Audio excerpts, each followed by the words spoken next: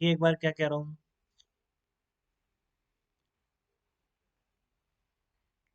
20 Newton, 10 Newton, 2 kg, 0.4, 0.6, तो पहला काम तो वही है आपका, मैक्सिमम फ्रिक्शन लिखें।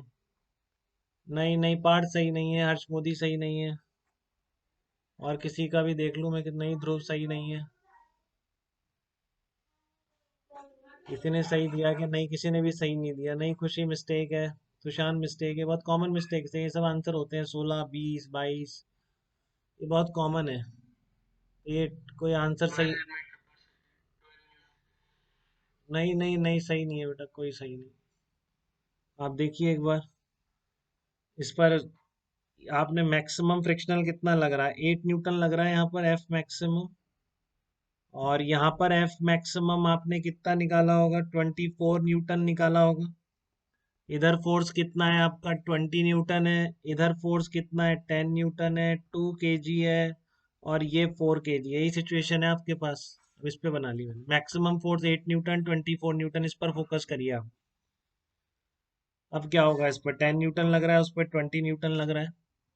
तो पहले तो देखिए क्या ये साथ चल सकते हैं क्या, ये जैसे मैंने वहां चेक किया था वैसे ही, 20 इधर, 10 न्यूटन, तो इधर नेट फोर्स कितना आ रहा है, 10 न्यूटन आ रहा है। और इधर मैक्सिमम रोकने वाला फोर्स कितना हो सकता है, मैक्सिमम रोकने वाला 20, अगर चलते होते तो 8 प्लस दोनों काइनेटिक फ्रिक्शन लगते, कितना लगता, 32 न्यूटन। तो आप देख रहे हैं 32 Newton is greater than 10 Newton, system will not move. पहली बात तो ये समझ में आ जानी चाहिए, यहाँ से श्योर हो जाने चाहिए कि आप चल तो सकते ही नहीं है दोनों ही। ठीक है, दोनों रुके हुए हैं। दोनों रुके हुए हैं तो नेट फोर्स दोनों पर जीरो रहना चाहिए। ठीक है ना। अब यहाँ से देखो आप, ये भी रुका हुआ है। 2 kg पर फोकस करो आप, 2 kg पर अगर आपने फोकस किया तो आपको दिखेगा ये 10 न्यूटन है। और इस पर मैक्सिमम फ्रिक्शन 8 न्यूटन लग सकता है।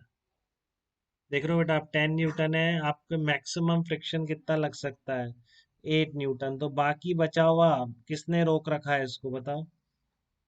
ठीक है, इस पर 10 न्यूटन है, मैक्सिमम अवेलेबल फ्रिक्शन 8 न्यूटन है। तो जब 10 न्यूटन फोर्स लगाया होगा, 8 न्यूटन तो नहीं रोक पाता इसको, फिर भी रुका हुआ है, इसका मतलब बाकी कंट्रीब्यूशन किसका है इसको रोकने में, रुका हुआ है कि नहीं। आपने 10 न्यूटन फोर्स लगाया, 8 न्यूटन फ्रिक्शनल फोर्स है, तो ये तो रोक नहीं सकता, तो बाकी कंट्रीब्यूशन किसका है, टेंशन फोर्स का ही तो है। ठीक है, तो यहाँ से टेंशन फोर्स कितनी आ गई है, 10 = T+8। टेंशन की वैल्यू कितनी आ गई है, 2 न्यूटन टेंशन फोर्स की वैल्यू है यहाँ।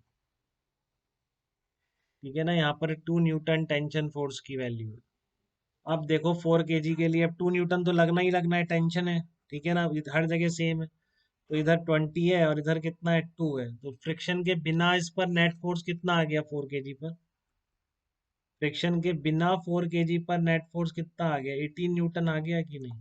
तो इसको रोकने के लिए रुकना तो है बेटा, ये बात पहले से क्लियर हो गई, चल तो नहीं रहा है, नहीं तो कैसे करेंगे। ये पहले से क्लियर हो जाएगी, तो चलने तो नहीं है, बस जस्ट फोर्स बैलेंसिंग करनी है। रुके हुए हैं तो कैसे रुके हुए हैं, 10 न्यूटन था, रोक ही नहीं पाता, 8 न्यूटन है, ये तो नहीं रुक सकता फ्रिक्शन इस। ठीक है ना, तो इसलिए यहाँ पर टेंशन की वैल्यू कितनी आ गई, यहाँ पर 2 न्यूटन आ गई। अब इससे इसका फ्रिक्शन एडजस्टेबल होगा, बहुत ज्यादा फ्रिक्शन है इसमें।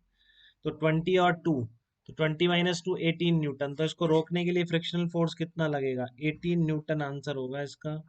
20 न्यूटन नहीं होगा, क्योंकि टेंशन पिक्चर में आ चुकी है, फ्रिक्शन के इनसफिशिएंट हो। आप बोलो नहीं टेंशन तो लगेगी नहीं, तो नहीं लगेगी तो फिर ये रुका हुआ क्या है।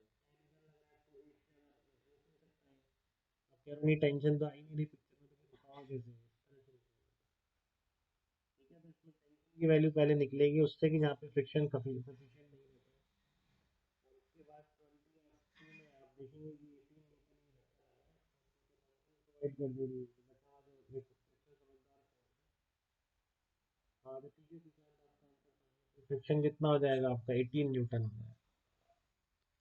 ठीक है, यहाँ तक कोई दिक्कत बेटा किसी को तो बताए मुझे।